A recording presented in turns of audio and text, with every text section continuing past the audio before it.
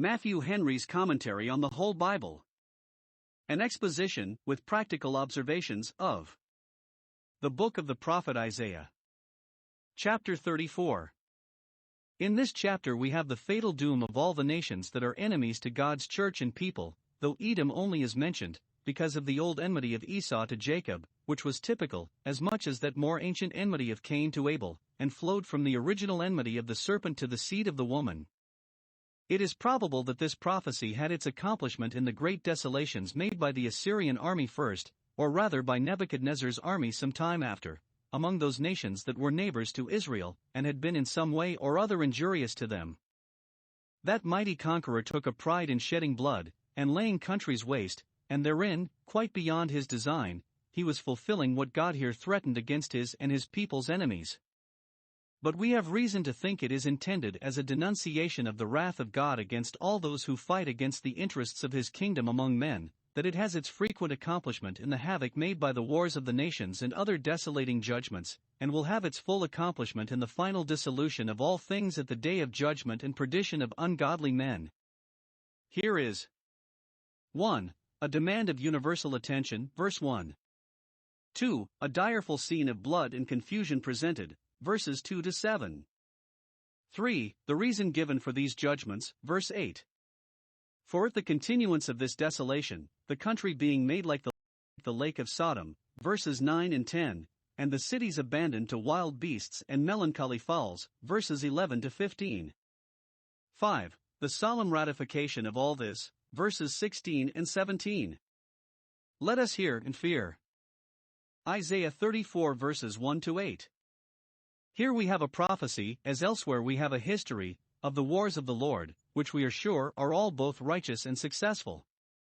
This world, as it is his creature, he does good to, but as it is in the interest of Satan, who is called the god of this world, he fights against it. 1. Here is the trumpet sounded and the war proclaimed, verse 1. All nations must hear and hearken, not only because what God is about to do is well worthy their remark, as chapter 33 verse 13, but because they are all concerned in it. It is with them that God has a quarrel, it is against them that God is coming forth in wrath. Let them all take notice that the great God is angry with them, his indignation is upon all nations, and therefore let all nations come near to hear. The trumpet is blown in the city, Amos 3 verse 6, and the watchmen on the walls cry, hearken to the sound of the trumpet, Jeremiah 6 verse 17. Let the earth hear, and the fullness thereof, for it is the Lord's, Psalm 24 verse 1, and ought to hearken to its Maker and Master. The world must hear, and all things that come forth of it, the children of men, that are of the earthy, come out of it, and must return to it, or the inanimate products of the earth are called to, as more likely to hearken than sinners, whose hearts are hardened against the calls of God. Hear, O you mountains! The Lord's controversy, Micah 6 verse 2. It is so just a controversy that all the world may be safely appealed to concerning the equity of it. 2. Here is the manifesto published, setting forth 1. Whom he makes war against, verse 2. The indignation of the Lord is upon all nations, they are all in confederacy against God and religion, all in the interests of the devil, and therefore he is angry with them all, even with all the nations that forget him. He has long suffered all nations to walk in their own ways, Acts 14 verse 16, but now he will no longer keep silence. As they have all had the benefit of his patience, so they must all expect now to feel his resentments. His fury is in a special manner upon all their armies. 1. Because with them they have done mischief to the people of God, those are they that have made bloody work with them, and therefore they must be sure to have blood given them to drink. 2. Because with them they hope to make their part good against the justice and power of God, they trust to them as their defense, and therefore on them, in the first place, God's fury will come. Armies before God's fury are but as dry stubble before a consuming fire, though ever so numerous and courageous. 2. Whom he makes war for, and what are the grounds and reasons of the war, verse 8. It is the day of the Lord's vengeance, and he it is to whom vengeance belongs, and who is never unrighteous in taking vengeance, Romans 3 verse 5. As there is a day of the Lord's patience, so there will be a day of his vengeance, for, though he bear long, he will not bear always. It is the year of recompenses for the controversy of Zion. Zion is the holy city, the city of our solemnities, a type and figure of the Church of God in the world. Zion has a just quarrel with her neighbors for the wrongs they have done her, for all their treacherous and barbarous usage of her, profaning her holy things, laying waste her palaces, and slaying her sons. She has left it to God to plead her cause, and he will do so when the time, even the set time, to favor Zion shall have come, then he will recompense to her persecutors and oppressors all the mischiefs they have done her. The controversy will be decided, that Zion has been wronged, and therein Zion's God has been himself abused. Judgment will be given upon this decision, and execution done.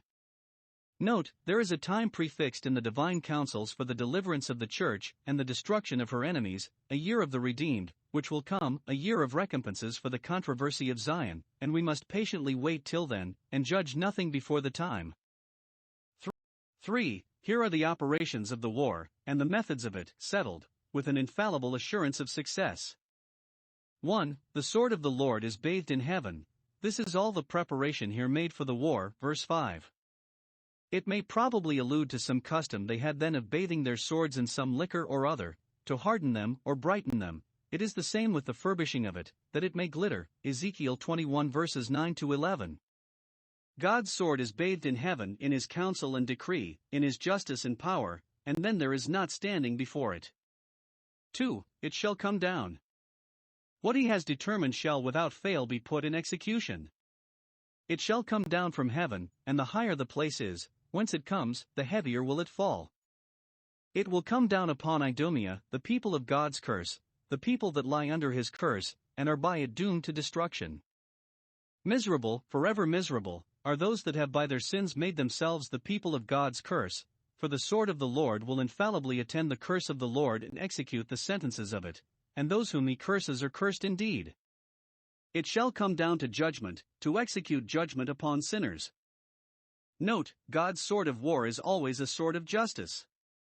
It is observed of him out of whose mouth goeth the sharp sword, that in righteousness he doth judge, and make war, Revelation 19 verses 11 and 15.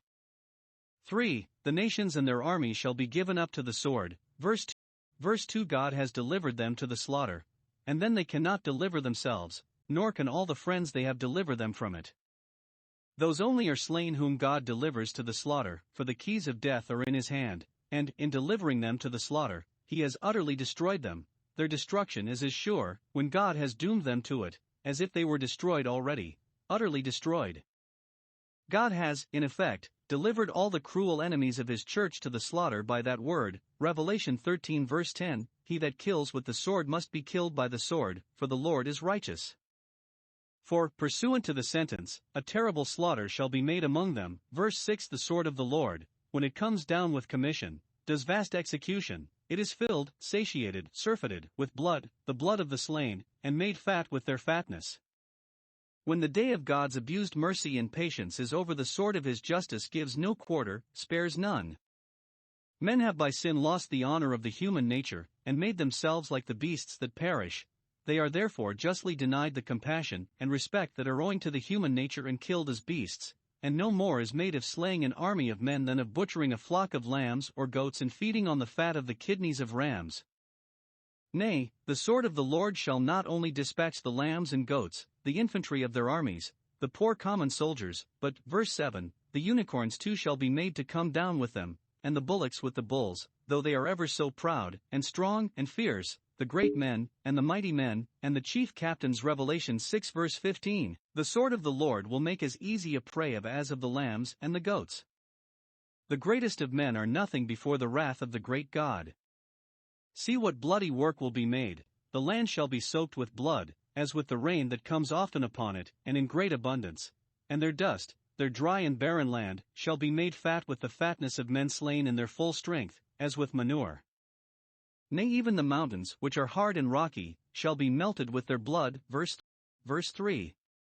These expressions are hyperbolical, as St. John's vision of blood to the horse bridles, Revelation 14 verse 20, and are made use of because they sound very dreadful to sense. It makes us even shiver to think of such abundance of human gore, and are therefore proper to express the terror of God's wrath, which is dreadful beyond conception and expression.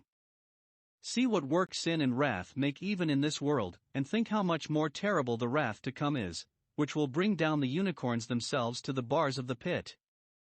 5. This great slaughter will be a great sacrifice to the justice of God. Verse 6. The Lord has a sacrifice in Bozrah. There it is that the great Redeemer has his garments dyed with blood. Chapter 63 verse 1. Sacrifices were intended for the honor of God, to make it appear that he hates sin and demands satisfaction for it, and that nothing but blood will make atonement, and for these ends the slaughter is made, that in it the wrath of God may be revealed from heaven against all the ungodliness and unrighteousness of men, especially their ungodly unrighteous enmity to his people, which was the sin that the Edomites were notoriously guilty of.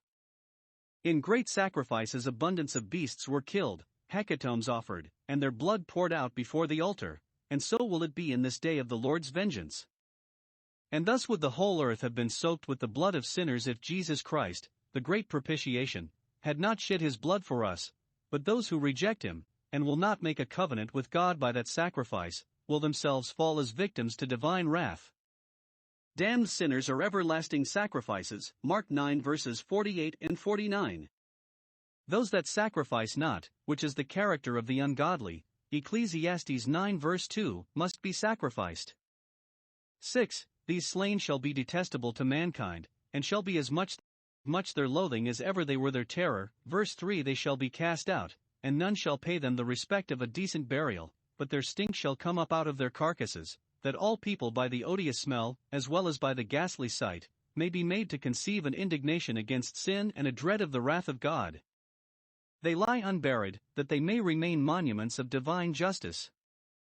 7. The effect and consequence of this slaughter shall be universal confusion and desolation, as if the whole frame of nature were dissolved and melted down. Verse 4. All the host of heaven shall pine and waste away, so the word is.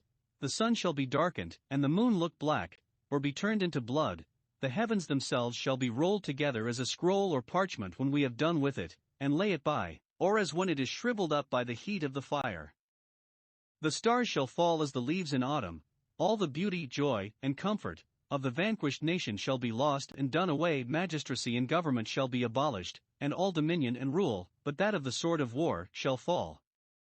Conquerors, in those times, affected to lay waste the countries they conquered, and such a complete desolation is here described by such figurative expressions as will yet have a literal and full accomplishment in the dissolution of all things at the end of time, of which last day of judgment the judgments which God does now sometimes remarkably execute on sinful nations are figures, earnests, and forerunners, and by these we should be awakened to think of that, for which reason these expressions are used here in Revelation 6 verses 12 and 13. But they are used without a metaphor. 2 Peter 3 verse 10, where we are told that the heavens shall pass away with a great noise and the earth shall be burnt up. Isaiah 34 verses 9 to 17. This prophecy looks very black, but surely it looks so further than upon Edom and Bozrah. 1. It describes the melancholy changes that are often made by the divine providence in countries, cities, palaces, and families. Places that have flourished and been much frequented strangely go to decay. We know not where to find the places where many great towns, celebrated in history, once stood. Fruitful countries, in process of time, are turned into barrenness, and pompous populous cities into ruinous heaps. Old decayed castles look frightful, and their ruins are almost as much dreaded as ever their garrisons were. 2. It describes the destroying judgments which are the effects of God's wrath, and the just punishment of those that are enemies to his people, which God will inflict when the year of the redeemed has come, and the year of recompenses for the controversy of Zion. Those that aim to ruin the church can never do that, but will infallibly ruin themselves. 3. It describes the final desolation of this wicked world, which is reserved unto fire at the day of judgment. 2 Peter 3 verse 7. The earth itself, when it, and all the works that are therein, shall be burned up, will, for aught I know, be turned into a hell to all those that set their affections on earthly things. However, this prophecy shows us what will be the lot of the generation of God's curse. 1. The country shall become like the lake of Sodom, verses 9 and 10. The streams thereof, that both watered the land and pleased and refreshed the inhabitants, shall now be turned into pitch, shall be congealed, shall look black, and shall move slowly, or not at all. Their floods to lazy streams of pitch shall turn, so Surar, Blackmore. The dust thereof shall be turned into brimstone, so combustible has sin made their land that it shall take fire at the first spark of God's wrath struck upon it, and, when it has taken fire, it shall become burning pitch. The fire shall be universal, not a house, or town, on fire, but a whole country, and it shall not be in the power of any to suppress or extinguish it. It shall burn continually, burn perpetually, and shall not be quenched night nor day. The torment of those in hell, or that have a hell within them in their own consciences, is without interruption. The smoke of this fire goes up forever.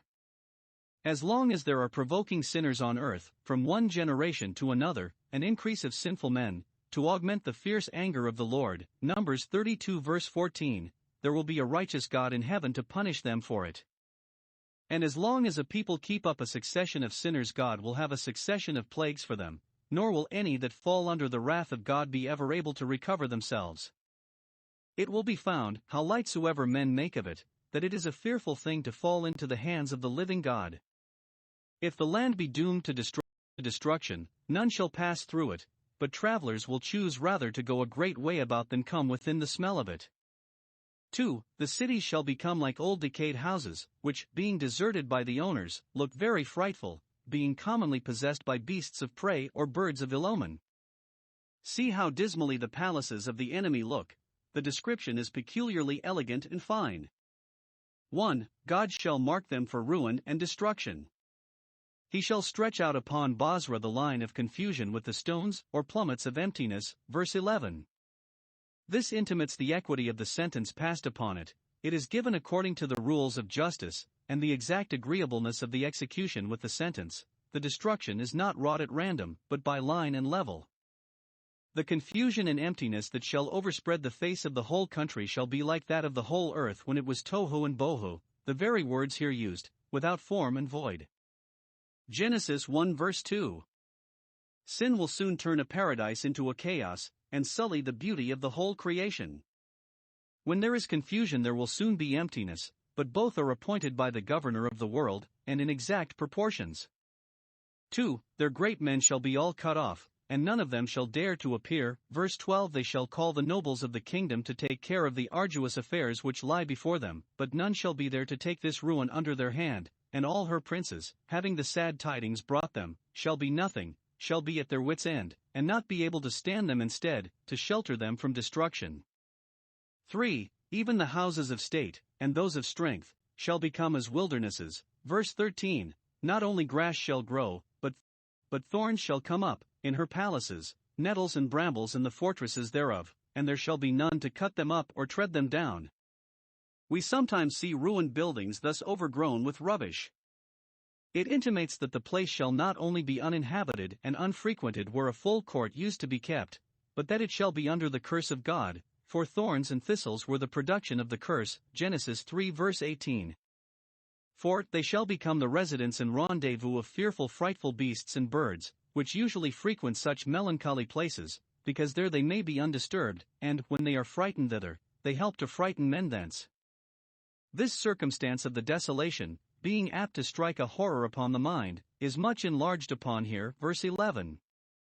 The cormorant shall possess it, or the pelican, which affects to be solitary, Psalm 102 verse 6, and the bittern, which makes a hideous noise, the owl, a melancholy bird, the raven, a bird of prey, invited by the dead carcasses, shall dwell there, with all the ill-boding monsters of the air, Surah B, all the unclean birds, which were not for the service of man. Verse 13. It shall be a habitation for dragons, which are poisonous and hurtful. And in their lofty rooms of state, where cringing sycophants did wait, dragons shall hiss and hungry wolves shall howl. In courts before by mighty lords possessed, the serpent shall erect his speckled crest, or fold his circling spires to rest. Surah, Blackmore. That which was a court for princes shall now be a court for owls or ostriches. Verse 14. The wild beasts of the desert, the dry and sandy country, shall meet, as it were by appointment, with the wild beasts of the island, the wet marshy country, and shall regale themselves with such a perfect desolation as they shall find there. Leopards, and all the ravening brotherhoods that range the plains, or lurk in woods, each other shall invite to come, and make this wilder place their home. Fierce beasts of every frightful shape and size shall settle here their bloody colonies. Sir Blackmore. The satyr shall cry to his fellow to go with him to this desert place, or, being there, they shall please themselves that they have found such an agreeable habitation. There shall the screech owl rest, a night bird and an ominous one. The great owl shall there make her nest, verse 15, and lay and hatch, the breed of them shall be kept up to provide heirs for this desolate place. The vultures which feast on carcasses, shall be gathered there, every one with his mate. Now observe. 1. How the places which men have deserted, and keep at a distance from, are proper receptacles for other animals, which the providence of God takes care of, and will not neglect. 2. Whom those resemble that are morose, unsociable, and unconversable, and affect a melancholy retirement, they are like these solitary creatures that take delight in desolations. 3. What a dismal change sin makes, it turns a fruitful land into barrenness, a frequented city into a wilderness. Here is an assurance given of the full accomplishment of this prediction, even to the most minute circumstance of it. Verses 16 and 17 seek you out of the book of the Lord in red. When this destruction comes, compare the event with the prediction, and you will find it to answer exactly. Note, the book of the prophets is the book of the Lord, and we ought to consult it and converse with it as of divine origin and authority. We must not only read it, but see out of it, search into it, turn first to one text, and then to another, and compare them together. Abundance of useful knowledge might thus be extracted, by a diligent search, out of the Scriptures, which cannot be got by a superficial reading of them. When you have read the prediction out of the book of the Lord, then observe. 1. That according to what you have read so you see, not one of these shall fail, either beast or fowl, and, it being foretold that they shall possess it from generation to generation, in order that the species may be propagated, none shall want her mate, these marks of desolation shall be fruitful, and multiply, and replenish the land. 2. That God's mouth having commanded this direful muster, his Spirit shall gather them, as the creatures by instinct were gathered to Adam to be named, and to Noah to be housed. What God's word has appointed, his Spirit will effect and bring about, for no word of God shall fall to the ground. The word of God's promise shall in like manner be accomplished by the operations of the Spirit. 3. That there is an exact order and proportion observed in the accomplishment of this threatening. He has cast the lot for these birds and beasts, so that each one shall know his place as readily as if it were marked by line. See the like, Joel 2 verses 7 and 8, they shall not break their ranks, neither shall one thrust another. The soothsayers among the heathen foretold events by the flight of birds, as if the fate of men depended on them. But here we find that the flight of birds is under the direction of the God of Israel, he has cast the lot for them. 4. That the desolation shall be perpetual, they shall possess it forever. God's Jerusalem may be laid in ruins, but Jerusalem of old recovered itself out of its ruins, till it gave place to the gospel Jerusalem, which may be brought low, but shall be rebuilt, and shall continue till it give place to the heavenly Jerusalem. But the enemies of the church shall be forever desolate, shall be punished with an everlasting destruction.